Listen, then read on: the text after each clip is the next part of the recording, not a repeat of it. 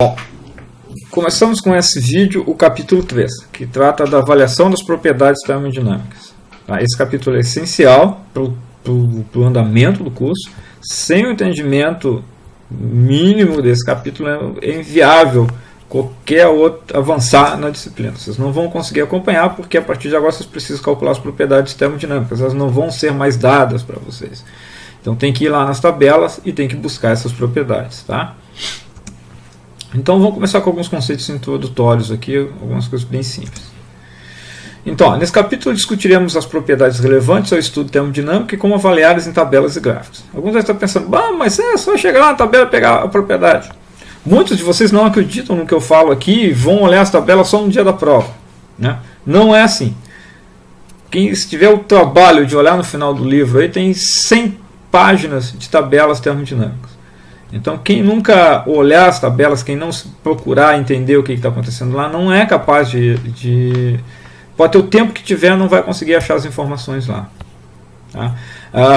Até então, lá em mecânica dos fluidos ou transferência de calor, era relativamente simples achar as propriedades, porque era bem definido. Eu tenho um sólido alumínio. Aí você vai lá na tabela de sólidos para alumínio e você acha as propriedades do sólido alumínio.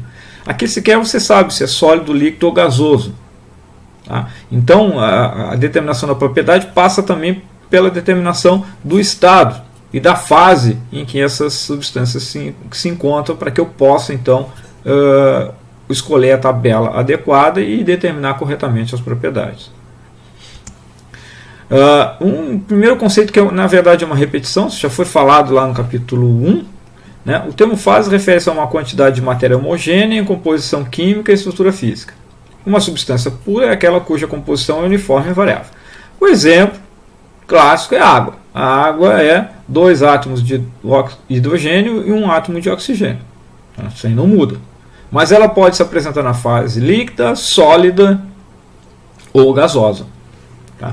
Aqui tem uma figurinha para exemplificar. A fase sólida são aquelas que as moléculas estão bem próximas e elas têm uma estrutura organizada, elas formam uma estrutura molecular. Nesse caso aqui, eu não lembro do nome lá, mas tem um nome inclusive para essas estruturas, então elas estão ali, uma moléculazinha bem alinhada, formando um cubinho ali, uma do lado da outra.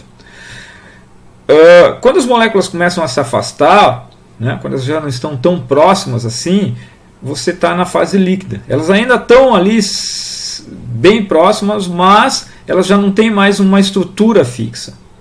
Então aí você tem um líquido, né? Todo mundo sabe o que é um líquido e todo mundo sabe que o líquido ele assume a forma do recipiente que você colocar, né? Então, se jogar a água ou óleo dentro de um balde, ele vai assumir a forma do balde. Tá? Ainda é contínuo, né? Mas dentro do balde. E o vapor, aí as moléculas estão tão afastadas que elas ocupam, de uma forma geral, todo o espaço livre. Tá? Então, é o caso que você tem a maior desordem, vamos dizer assim, que as moléculas estão mais afastadas. Tá? Eu acho que esses conceitos não vou ficar insistindo, né, porque a gente já sabe dessas coisas. Né?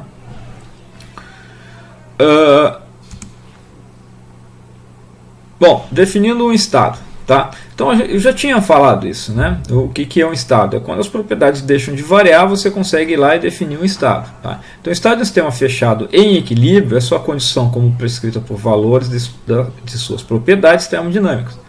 Então, eu defino um estado para um sistema fechado e em equilíbrio. Tem que lembrar isso lá do capítulo 1. Fechado, não tem entrada de massa nem saída, e equilíbrio, as propriedades não estão mais variando. É aí que eu defino as suas propriedades. Para o caso de substâncias puras ou misturas de gases não reativos, a gente vai tratar o ar, por exemplo, como uma substância pura. Tá? Na verdade, ele é uma mistura de gases, mas a gente vai tratar ele como uma substância pura. O número de propriedades intensivas independentes necessárias para a total determinação do estado é 2.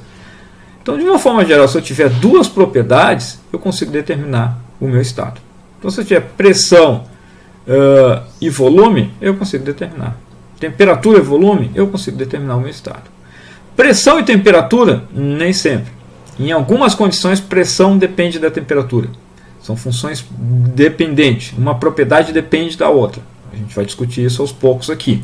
Tá? Então, quando eu tenho pressão e temperatura, nem sempre essas 2 propriedades sozinhas definem um estado. Um pouco mais conceitual ali, né? Isso é válido para os chamados sistemas compressíveis simples, nos quais a única forma de trabalho transferida pelo sistema está associada à variação do volume e pode ser calculada pela integral de PDV.